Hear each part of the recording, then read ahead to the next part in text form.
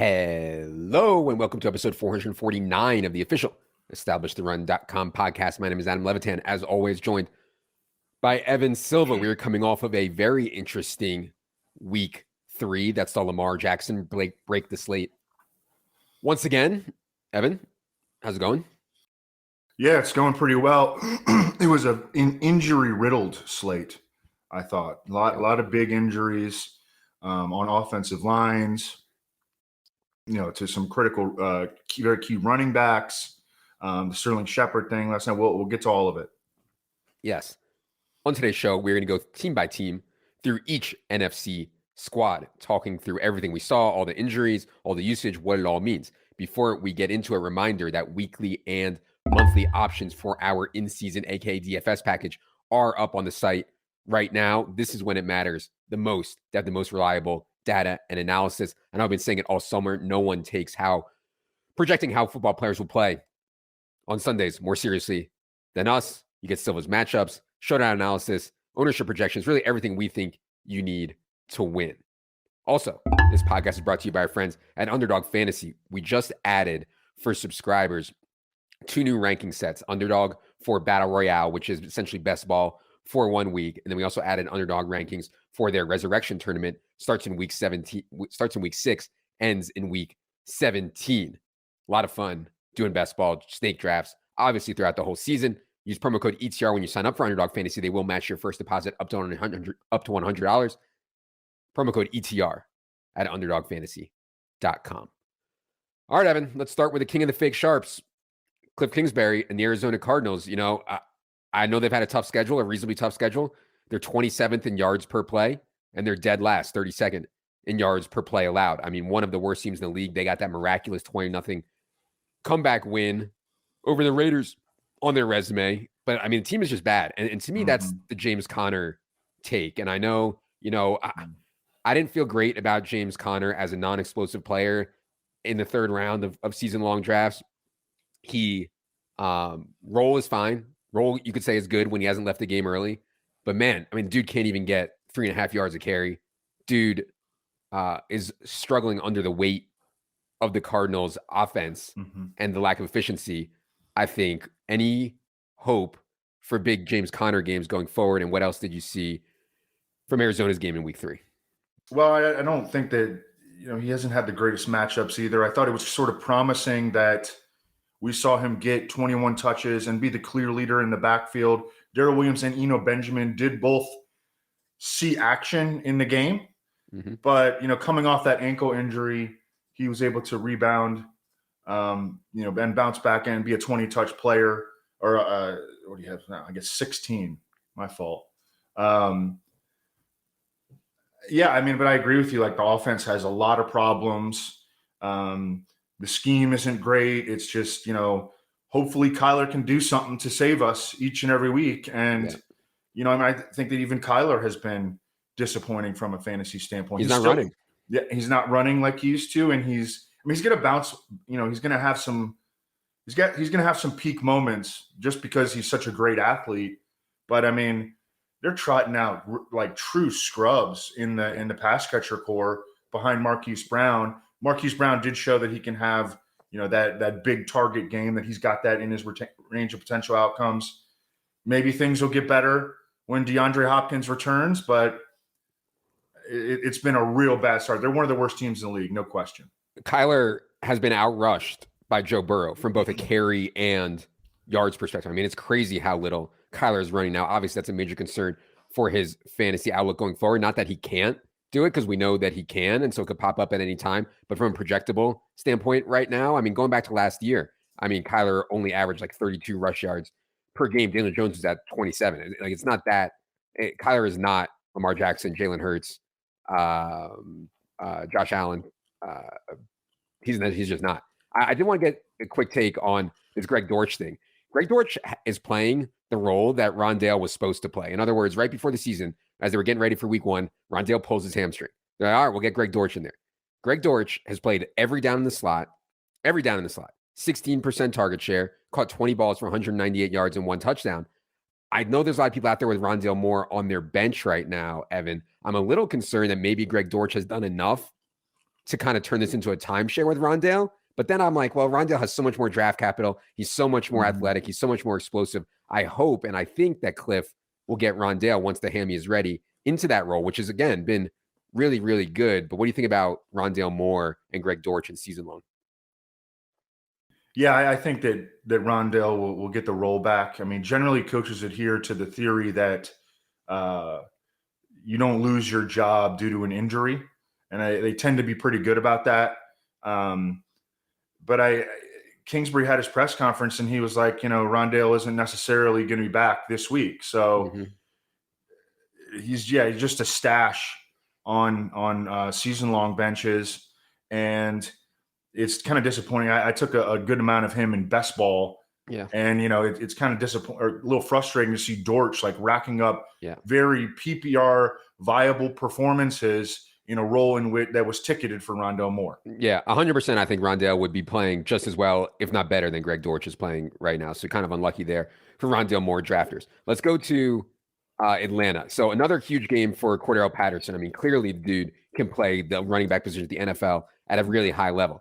My concern is that Marcus Mariota has dropped back 58 times the last 2 weeks, and it's only been 25 routes and 2 targets for CPAT. So in a lot of these games where Atlanta gets behind, obviously they weren't behind by a lot against Seattle, but in games where Atlanta gets behind, it's not going to be as strong for CPAT, I don't think. Also, we had a big Kyle Pitts first half. I mean, we had over 41.5 yards in props for Kyle Pitts. He hits that in like the first drive, but the second half was back to being ugly for Kyle Pitts. But it was at least good to see him come alive a little bit. What do you see out of the Falcons game against the Seahawks?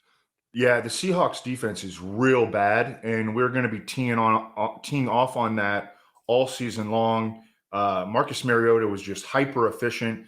The Falcons are running play action on almost half of their offensive plays or their offensive pass plays. And Marcus Mariota in this game was like throwing the ball deep downfield. Kyle Pitts is number 2 among tight ends, as Leone noted this morning. Number 2 among tight ends in air yards behind only Mark Andrews.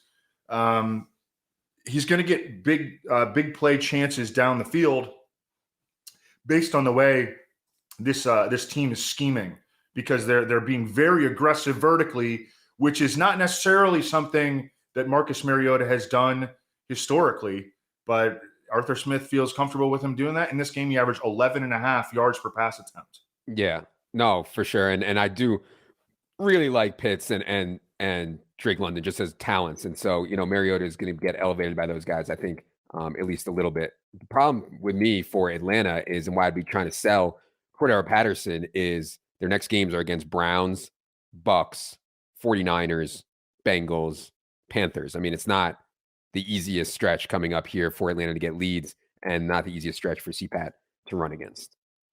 Go to Carolina. So I was really high on DJ Moore coming into the season, and I talked about it on the solo pod a little bit. I know that he saw Marshawn Lattimore. I think he saw a lot of Marshawn Lattimore in this game against the Saints. I actually don't know that for sure, but I think he saw a lot of Marshawn Lattimore in this game. My take on DJ Moore is his catch rate this year is 39%. For his career before this year, it was 60%. I mean, I understand that Baker is absolutely awful and they're hiding him, and Baker is a mess. I didn't think that Baker could be worse than Sam Darnold, than Kyle Allen, than the corpse of Cam Newton, than all these other quarterbacks that DJ Moore has performed really, really well with. I can't believe that Baker is worse than him. DJ Moore is still seeing 23% of the targets. Now he gets a game against Arizona. So I'm not giving up, but I also don't want to say, oh, this is just small sample, meaningless nonsense, because it's not. I mean, I have major concerns about DJ Moore, but I'm certainly not giving up, and I'm not giving up on a guy who's seeing 23.3% of his team's targets and gets to face the Cardinals next. So what do you think about DJ Moore, Evan, and then anything else on the Panthers who were able to kind of dominate defensively against the Saints? Yeah, so I think that, I had a hope that as they hired Ben McAdoo, that he would use DJ Moore almost like he did with Odell Beckham with the Giants. And that was like throw a ton, get him on crossers and slants and just get him the ball, on the move. Mm-hmm. The thing is that Eli Manning could like execute that quick passing game. And they needed that in New York because their offensive line was really bad. The Panthers' offensive line is really bad, but Baker Mayfield can't play that way. That's not his game. I don't even know what his game is, honestly, at this point. I mean, now he's, he had a very nice rookie season, and he keeps getting worse. Yeah. I mean, it's like he's going like the Sam Darnold route, and it's kind of sad. One more game of DJ Moore. If he can't do it against the Cardinals, I'd start to become skeptical that he's going to be able to do it. I hate to say that as somebody who was pretty darn high on DJ Moore entering the season. Yeah, I mean, probably the worst season-long take that I have right now is DJ Moore in the third round was like a smash, and that's obviously been really, really bad. The Christian McCaffrey stuff kills me, man. People are still complaining about Christian McCaffrey. He has the league's best usage at the running back position. The league's best. He's playing 90+% of the snaps. He has a 17% target share. He had a 25 carry game. I mean, how many running backs in the NFL can say this? Saquon Barkley, Leonard Fournette, that's basically it. And so for people to be complaining about what they're getting from Christian McCaffrey is absolutely insane to me. He only has one touchdown. They're going to run more plays. So if you're complaining about Christian McCaffrey, I just don't get it. It sounds like a buy low opportunity. Yeah, we have him fourth. And obviously before the season we had him first, but we thought there was that clear first tier. Now we have Christian McCaffrey fourth. It's not like there's anything to worry about. He's totally fine. All right, Chicago. So Dave Montgomery hurt his ankle, knee. They're not specifying exactly. They're calling it lower leg right now. They're calling him day to day though. It doesn't sound serious. Khalil Herbert once again proved that he can really, really play. He's played at least 30 snaps in an NFL game 5 times. In each of those games, he's carried the ball at least 18 times, 3 games over 90 yards, scored 3 touchdowns. I mean, he's played really, really well when given opportunities over the last 2 years. That includes 157-2 evisceration of the Texans on Sunday after David Montgomery left. And it's exacerbated, this running back spot is, because the Bears just don't want to throw the ball. Justin Fields has dropped back 65 times in 3 games. Josh Allen dropped back 73 times in 1 game on Sunday. I mean, 65 times in 3 games to drop back that few times is almost impossible. So we know what the Bears want to do. We know what they're going to do. What do you think about their game against the Texans and anything else on Fields or Herbert? Just Justin Fields, maybe Mike Marks was right about Justin Fields. I mean, Justin Fields isn't very good right now. He's a slow processor. He holds the ball. He holds onto the ball too long. It's such a bad mix behind a bad offensive line that actually has held up okay. I mean, about as well as you could have expected considering their personnel. With Khalil Herbert, I think it's a good example of, a lot of fantasy analysts will say, don't draft handcuffs. And I get that, but you definitely want to draft other handcuffs, the handcuffs to other running backs, because running backs get hurt, man. I mean, they run into, depending on how many touches they get 16 to 25 car crashes on a weekly basis. So Khalil Herbert was an awesome draft pick. There was never any guarantee that Dave Montgomery was going to get hurt.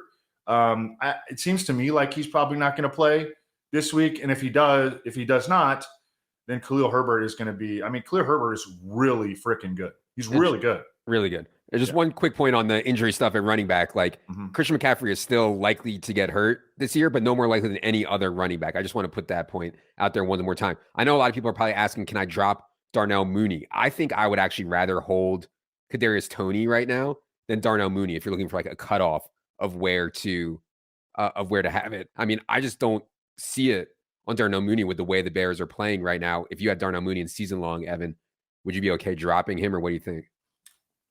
It just, it always depends on the context of your league and the how big your benches are. I mean, it's really disappointing because there was legitimate rapport and chemistry there between Fields and Mooney last year, but there has been no progress from Justin Fields, and there's clearly no trust from the coaching staff in the passing game, so it's just it sucks. Yeah. Let's go to Dallas in this game last night to get the win over the Giants. Tony Pollard played another really good game. His lack of involvement in the pass game is so tilting. He only ran 9 routes last night on 31 Cooper Rush dropbacks. Tony Pollard all season has only lined up slot or wide 20 times all year.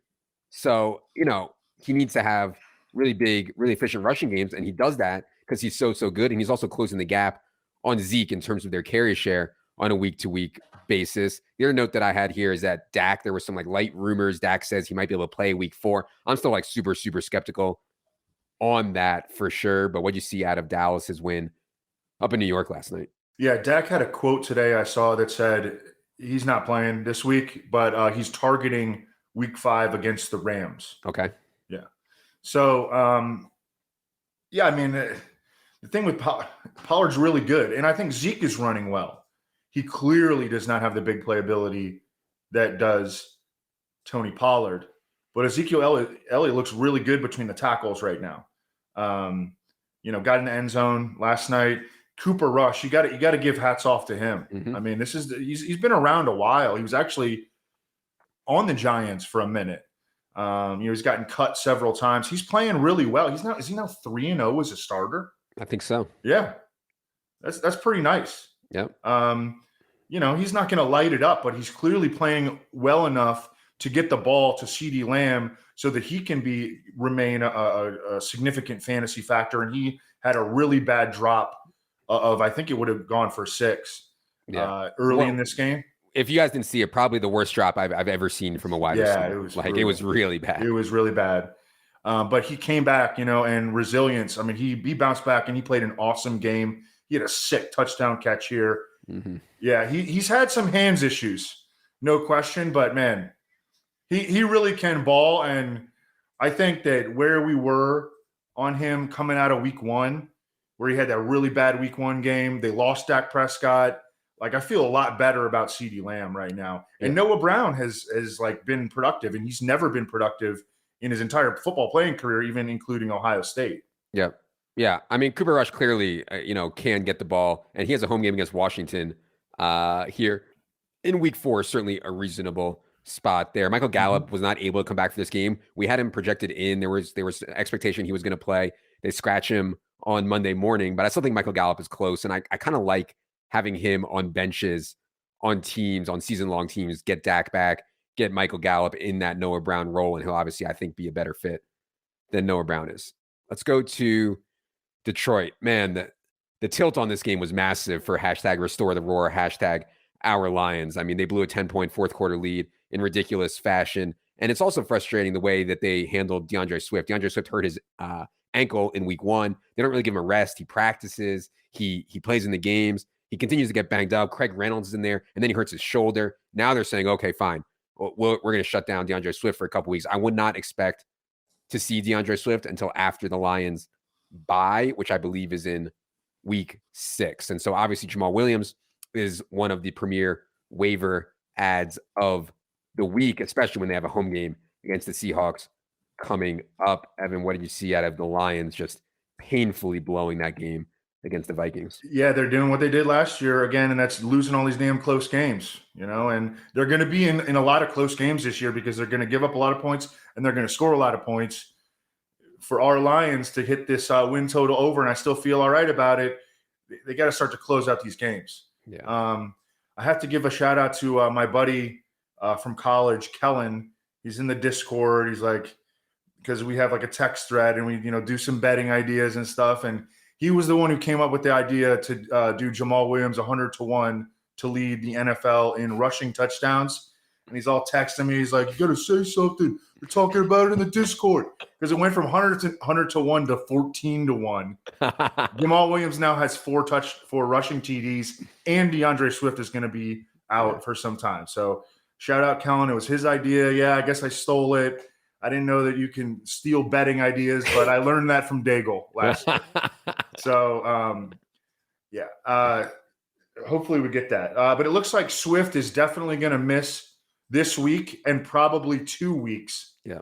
Where are you at on Amon-Ra St. Brown? So I thought he was affected by the ankle. So he was on his way to another big game, rolls his ankle, and he wasn't separating like he normally does. And so that's a concern. I think he's probably going to play, but I'd be a little bit worried as his price really gets expensive now on DraftKings. I think he was close to 8K now on DraftKings. And so that's a concern for me. But yeah, Amon-Ra, I don't see any reason to think that a healthy Amon-Ra should be sold high or anything like that, riding him to the finish line They play the Seahawks. The NFC pod won't have Mac Jones and 2 games in a row here and head into the Week 6 bye at 3-2. Also, Josh Reynolds, 4 yards short of the bonus. Yes. Oh, dang it. Yes. Dang it. Anybody who heard the Friday night show last week, Evan predicted that Josh Reynolds was the part that you needed in your Goff stacks. I vehemently argued that it was DJ Chark, and Evan won again. And so Josh Reynolds had a great. I don't know about again. Yeah. Josh Reynolds had a great game. What do you think about adding Josh Reynolds? I'm still kind of skeptical, but what do you think about adding him? I mean, if Amon-Ra is going to miss time, and look, Josh Reynolds is a perimeter receiver. I don't think we're going to see him go in the slot where Amon-Ra has been balling. But, I mean, he's got the connect. This was a particularly good matchup, which is why I liked him. But, I mean, he's running a lot of routes. They're scoring a lot of points. They're going to have to score a lot of points. So, he should definitely be rostered in 20-man season-long leagues for sure. Yeah. I mean, he kind of reminds me of Mac Hollins, like kind of just a player in a good offense who's running deep down the field. And like, Sure. Yeah, I think he's better than Mac Hollins. But, Let's go to Green Bay. So this was Romeo Doubs' big chance, man. I mean, Sammy Watkins was out.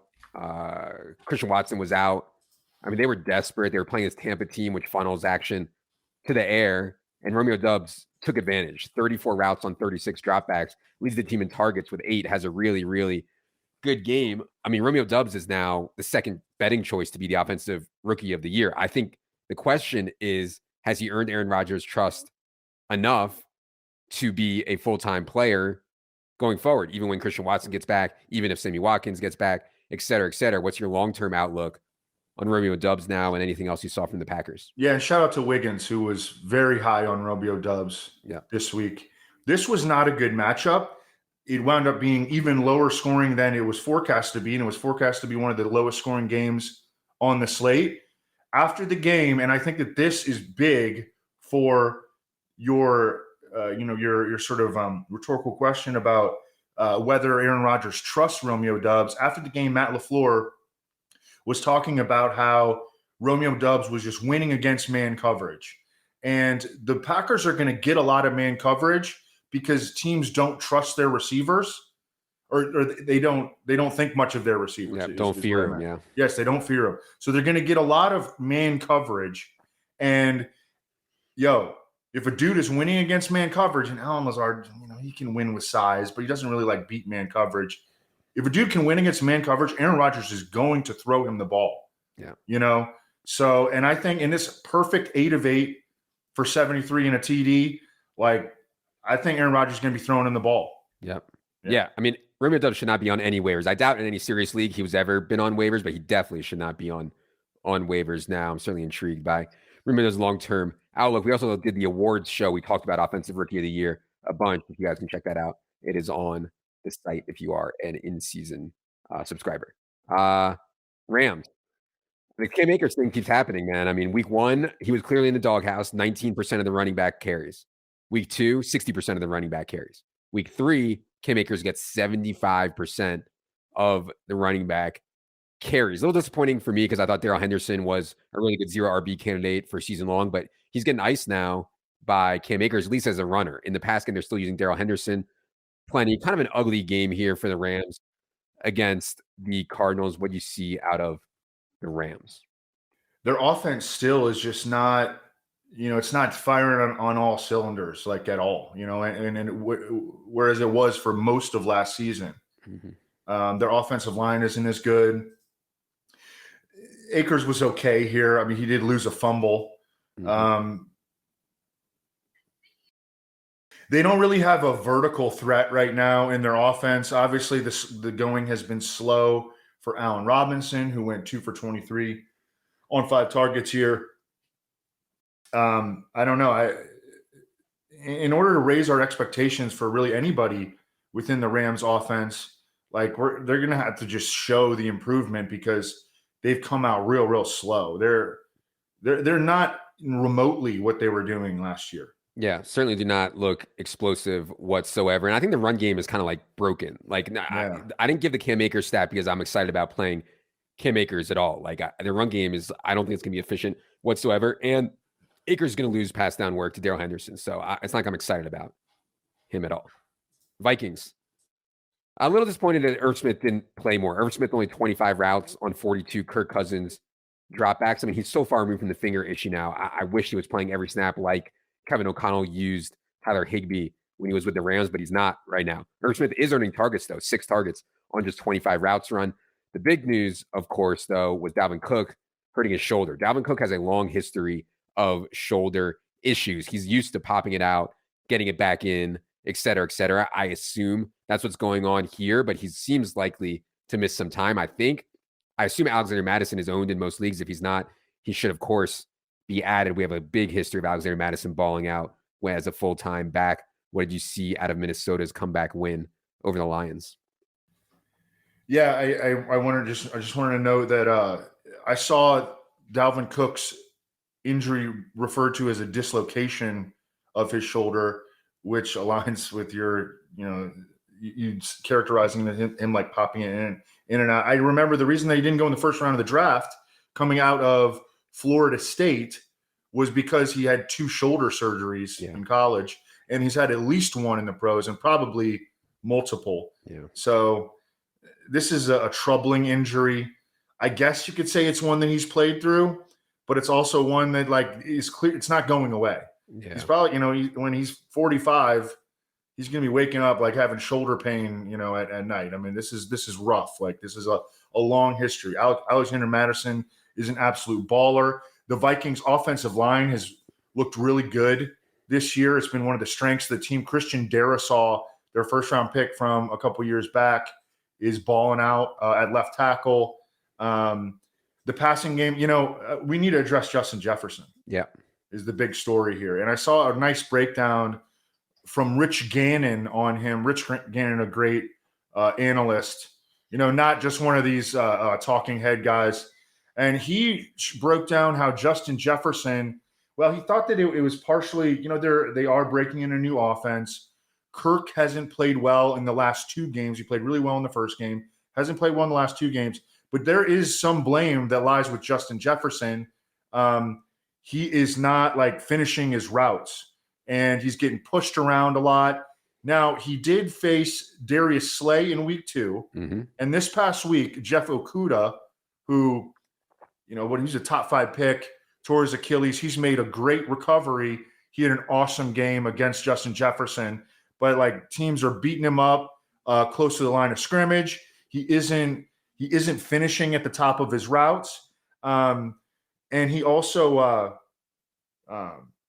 he's not playing well, and the passing offense has not been in sync for the last 2 weeks. I think everything's going to be okay. I think Justin Jefferson is a really good player, and Kirk is going to get it together. But that's just what's been going on so far. Yeah, 3 catches for 14 yards on 6 targets against the Lions was one of the most shocking results of the week, I would say. I did think Adam Thielen played a pretty good game for considering his age and his status in the league. But yeah, I'm not worried about Justin Jefferson, but definitely worth addressing. One other thing I want to say is that he's not playing in the slot. And I think we mentioned this last week a little bit, but I wanted to reiterate, he is not playing in the slot as much as we expected. Mm-hmm. They made it sound like he was going to be a slot receiver this year. He was a slot receiver for his massive year at LSU. He's been mostly a perimeter receiver this year. Yeah. Not the best. That's not the best, especially if you were thinking he has the Cooper Kupp role. And so we still have Justin Jefferson in the top 4, I believe, of our rest of the season, top 150. But yeah. Saints. Alvin Kamara came back, and I thought his usage was really good. He played 70% of the snaps, handled 75% of the running back carries, he had an 18% target share. It's just efficiency, man. We knew this with the Saints, and this was my whole thing on Michael Thomas and on Kamara too. When you don't have Drew Brees and you don't have Sean Payton, you're going to have efficiency decline, period. Also, Jameis Winston is dealing with his back issue. Michael Thomas hurt his foot. Jarvis Landry hurt his ankle. None of those 3 injuries sound serious, but it's just adding up on an offense that already is inefficient and has problems. What do you see out of the Saints? Their offense was egregious in Carolina. Yeah, jeez, man. 14 points against the Panthers. Their offensive line has been a little disappointing, especially in pass protection. Winston's throwing the ball to the other team again, which is not good, and he has a long history of doing that. Chris Olave capitalized on his opportunity. We knew it was coming, right? Yeah. It was just a matter of time, and he was able to do it here. I mean, I still think he's going to lead the team in receiving yards. Yeah. That's been the take since before the season. And also, Yeah. I think he was 8-1 now. Drake London is the favorite to be Offensive Rookie of the Year. I think 8-1 on Olave to be Offensive Rookie of the Year is at least worth considering. He's so good. So, yeah. Goose egg for everybody's favorite punt tight end, Juwan Johnson. Yeah, he's running a route on like 60 to 70% of Jameis Winston dropbacks, and he's Juwan Johnson, so you're obviously gonna have a really, really low floor. Only earned one target here. Troutman got a target on way fewer routes, and Vanette got a target also. Yeah, just is what it is on these punt tight ends. Giants. I mean, they didn't need to lose Sterling Shepard, man. I mean, that was brutal. Sterling Shepard seems like a good dude. Just got back from the Achilles, was playing really well. One of the last plays of the game last night, he blows out his knee, which, maybe would be okay for the Giants, except Kadarius Toney can't get on the field, or they don't want to put him on the field. Kenny Golladay is just so bad he can't even be out there. They lost Colin Johnson. And Colin Johnson would have been like an every down player for them. They lost Colin Johnson in the preseason. Wan'Dale Robinson can't get out there. That said, I'm not dropping Kadarius Toney. I mean, we get asked all the time, can I drop Kadarius Toney? I'm not dropping Kadarius Toney, man. They need him so bad. I think it'd be crazy to drop Kadarius Toney right now, but it's just hard to have good offense when you're playing David Sills and Rishi James and Daniel Bellinger as your primary weapons. It's just really, really hard. So what do you see out of the Giants' loss to the Cowboys last night? Well, you broke down all the negativity. I still think Saquon looks awesome. Yep. He's all the way back. I think he's playing the best football of his career, actually. We had Saquon under 81.5 rush yards last night, and it landed on 81. What a so crazy. Anyways, go ahead. So you get your money back, right? It's almost like winning. No, we did win. It was 81.5. 81.5. Oh, yeah. Beautiful. Yeah. Beautiful. He still played really, really well. He's very involved in the passing game. He's running between the tackle. I've never seen him run with such conviction between the tackles.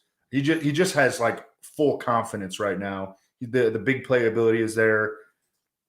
I feel great about Saquon right now. Home game against the Bears for Saquon coming up next. He's like 8K on DraftKings. I'm sure he's going to be very, very, very popular.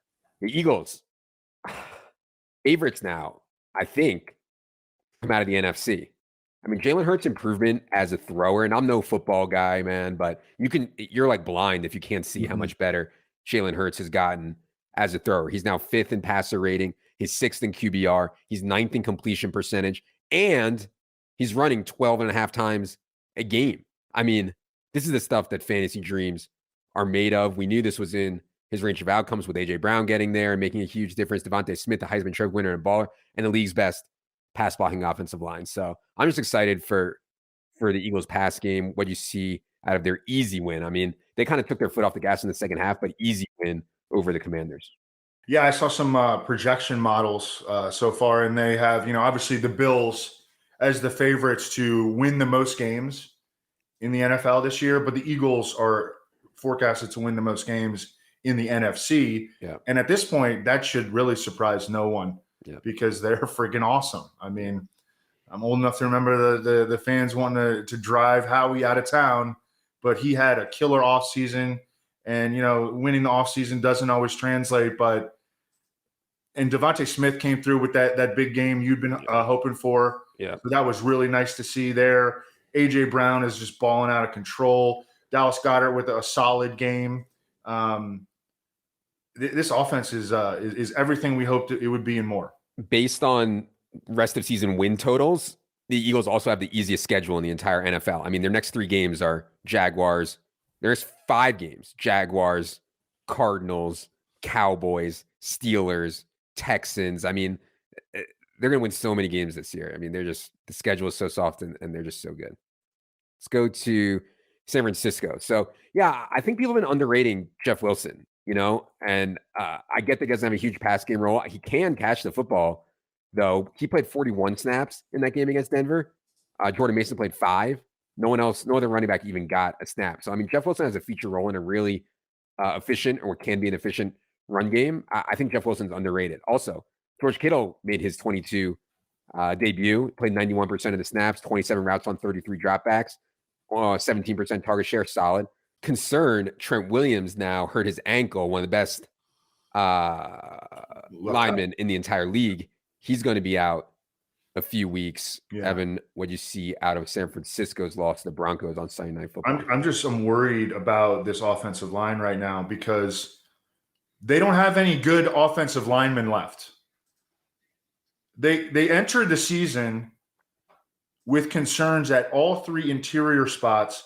Mike McGlinchey he's not good at right tackle. He's not good. And now they just lost their only good offensive lineman, as you said, one of the best players in the league.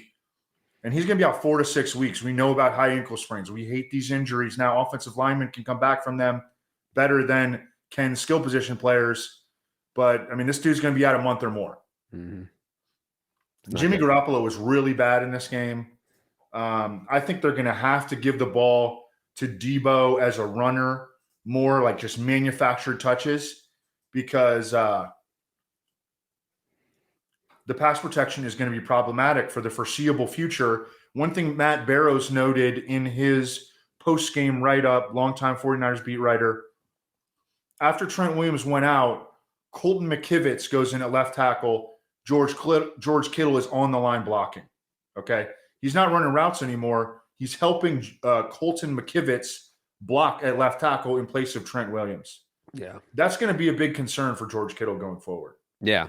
Certainly we'll be watching that. We'll be watching George Kittle's routes run for sure. I will say I thought Denver's defense played a really good game. I mean, Debo took some huge hits when he got the ball as a running back, and Denver's defense certainly played well. But that's another thing Kyle Shanahan noted after the game. He was like,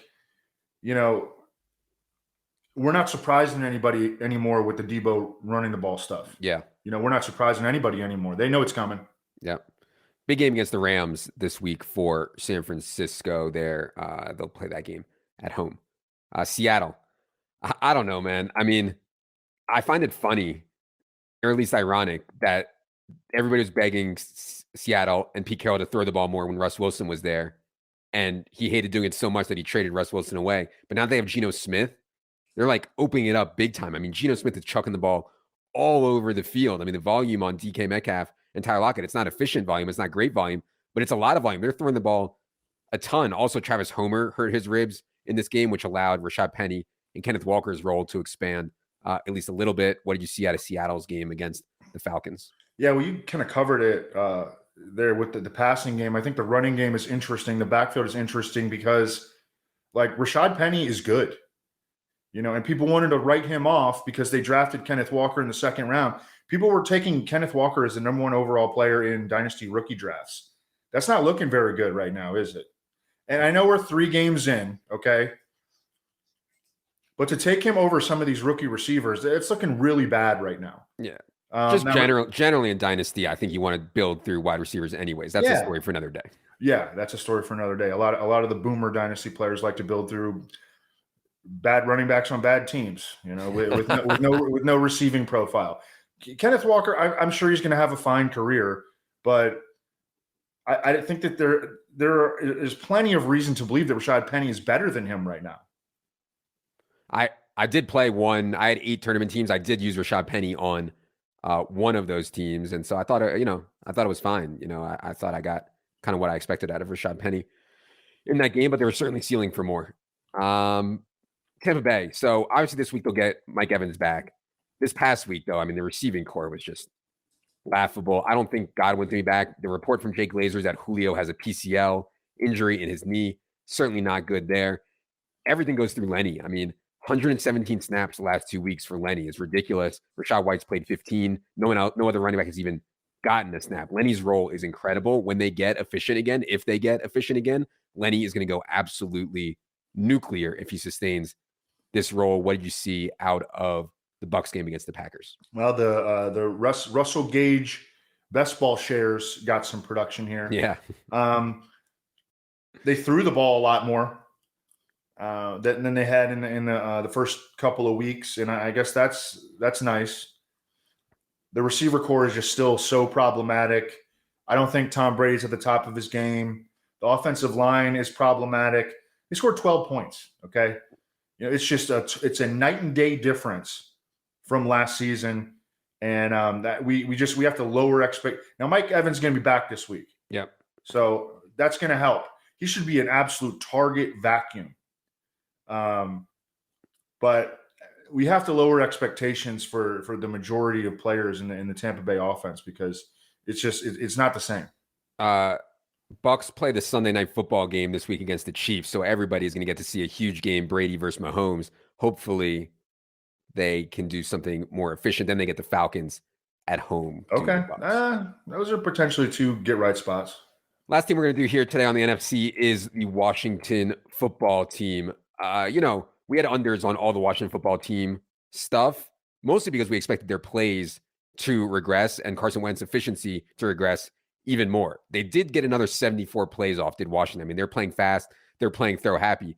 But you see what happens when you drop Carson Wentz back a ton of times against good defense. He took nine sacks, did Carson Wentz. A couple other quick notes here. You see when they get behind, they just go to J.D. McKissick. J.D. McKissick ran 30 routes in this game. Antonio Gibson, just 15. And the last note I have here on Washington is this Curtis Samuel. His ADOT is just 3.3 yards. That is really low. I mean, painfully low. But he's seeing 23% of the targets on the team. They're playing throw happy. They're playing fast. So I don't want to say Curtis Samuel's like a star, but he's not going away. I mean, he's getting 2 to 3 carries, 23% of the targets on a throw heavy team. Curtis Samuel is going to be an every week starter on season long, I think, for the foreseeable future. What'd you see out of Washington? I mean, I know the score didn't look that bad. They got destroyed by the Eagles. Yeah, I mean, they scored 8 points. Yeah. So, yeah, I mean, I kind of had a feeling that this Carson Wentz meltdown game was going to come, and sure enough, it came in, the alleged, revenge game. Yeah. It was nice to see McLaurin overcome a rough matchup, and after 2 sort of games where in weeks 1 and 2 where he was just keeping his head above water, a little bit. So it was really nice to see him come through with a 100-yard game. Jahan Dotson still saw 8 targets. He had a bad game, but the targets have been there for him consistently. And yeah, although Curtis Samuel has this really low ADOT, he's getting the ball in high percentage scenarios, and he also has 8 rushing attempts on the season. So he's an every week starter. Yeah. The real low ADOT guys, I just want to caution people, you need volume. Like, it's not, you can't just get like a couple screens a game, right, and that's it. Like, you need, you don't hit like big plays down the field like that. So yeah, we need to make sure that he's still getting 6, 7, 8 targets a game. But for now, I think it looks really good for Curtis Samuel. All right. That is going to do it for the NFC Team by Team podcast. We'll be back later tonight with the AFC Team by Team podcast. For Evan, for producer Luke, I'm Adam. Good luck, everybody.